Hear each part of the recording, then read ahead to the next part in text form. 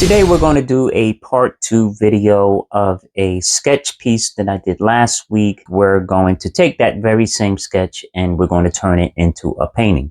And we're going to use gouache. So let's get started and I'll show you my process. Here's the sketch and we're going to use gouache. And I have these, they're mainly flat brushes. And I like using the flat brushes because you get that chiseled look, and that's what I'm going for. So I'm going to try my best to stick with the flat brushes. I know the last time I did a painting, I was using all kinds of brushes, but that's just how I work. So we have our water and of course our reference, and I'm going to be mixing my paints in this tray.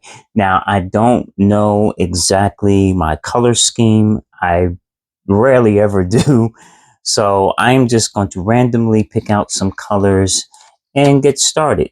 Now, I do remember that the original reference, the photo was in color and her hair was definitely red and had a lot of freckles in her face. You can't see it because it's a black and white photo, but I'm going to try my best to replicate that warm feel. And we're going to use some reds, some yellows, some oranges. And we're going to begin with like a nice wash across the whole piece. So I'm going to take my biggest brush. I'm going to mix in some of this yellow and red and a bit of this orange. I'm going for like a warm look here. And I'm just going to pass over the whole entire face. Now, for the last couple times that I've been doing these gouache paintings, I noticed that paper buckles up a lot. I think the secret is using a high quality grade watercolor paper for gouache. This pad is a little bit more thicker than the one I was using before, so we should get a better result this time. And hopefully my skills have improved, so we'll see. Okay, so that's the first step. I normally do my paintings in steps. We're going to let this dry. We're going to come back and we'll take a little break right now. So we'll let this dry and we'll begin again. Okay, we are back. Now I'm going to take a smaller brush and I'm going to start working in these shadow areas. I think what I'll do is take a little bit of this blue and we'll mix it in with the red and the orange to get a little cool shadow going on there. I think I'll start the eyes.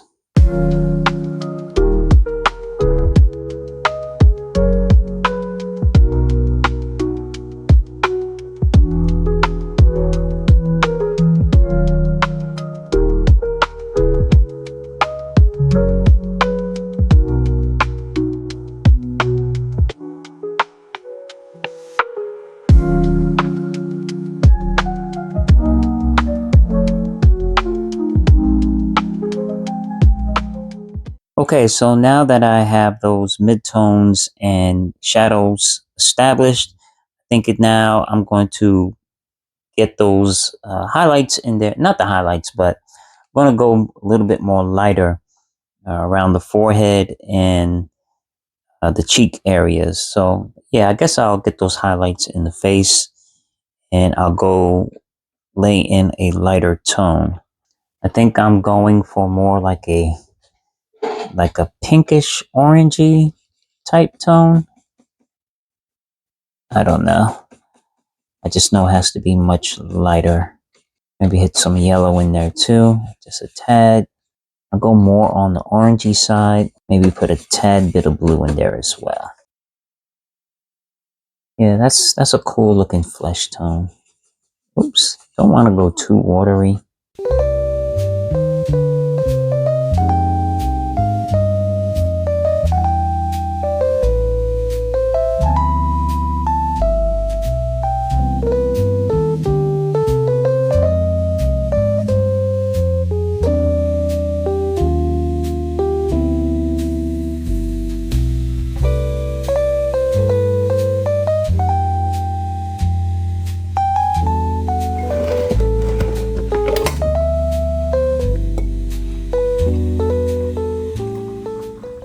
Okay, folks, we're back from another break.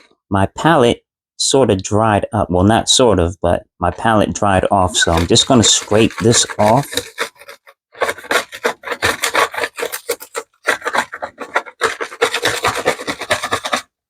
And we're going to start with a nice fresh palette. So right now, her face is like more redder than I want. The highlights are kind of grayish. So I want to go with like more of like a pinkish tone. So I'm going to try to achieve that by using a little bit more white.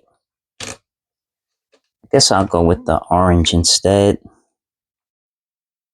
Well, that's red. Yeah, I'll go with the red. Maybe not the blue. Let's see what this, well, maybe just a little bit of blue. All right. Just a tad bit, not much. I want to go with a lighter tone here because it's looking a little dark right now. So we're going to tone that down, going with a little bit more of a pinkish hue. I guess we'll put a little bit of yellow in there as well.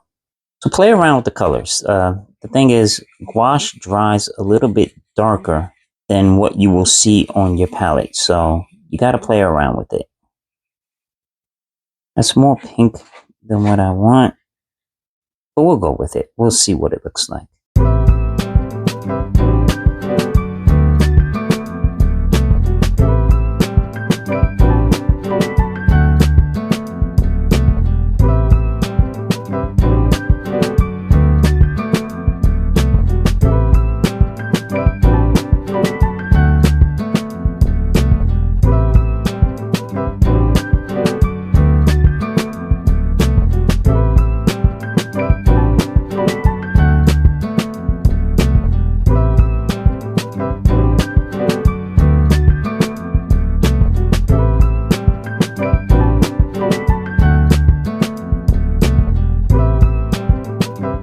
Okay, folks, back again. I think what I'm going to do is I'm going to push the darks now. This is like a process, right? So you just got to kind of feel your way around it, and not every portrait is going to work out the same. There's no cookie cutter approach to this. I'm just going with my gut feeling to work out the darks a little bit more, like push the eyes, these shadows here maybe, and definitely maybe some more definition or work around the lip area and the nostril area as well. So I'm going to push those areas now. I'm just going to use a real teeny bit of black, not much. I'm just going to use a little bit because I don't want it to be too heavy. And I'm going to use more blue, just a tint of black, and this orange here. So I'll start with the eyes first. She does have these beautiful brown eyes, but I don't want to go too dark. Just gonna detail these areas here first, and we'll work around it. Now this pupil is really dark, so I'm gonna go heavy with the blue and the black, and to darken those lines around where the eyelashes should be. Just very lightly and very delicately working these areas. Take your time, like I said, take your time, because this is an area where you want to get it right.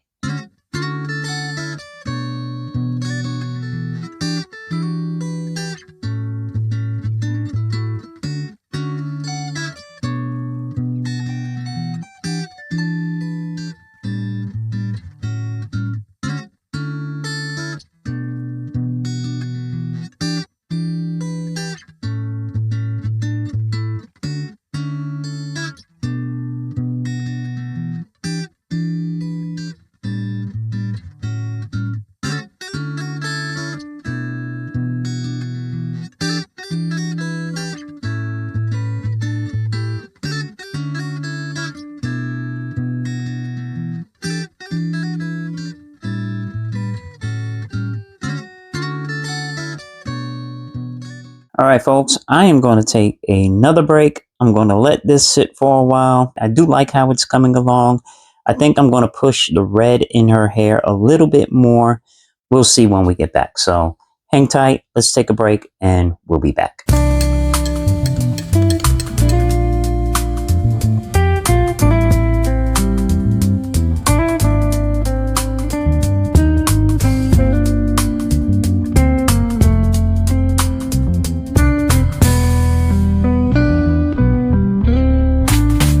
Okay, folks, so we are at the end of the road with this piece. I really enjoyed it. So here's the piece.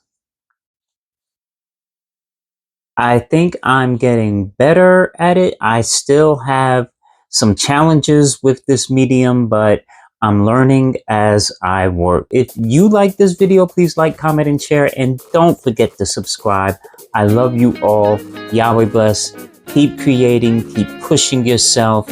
You're going to get better. Peace out.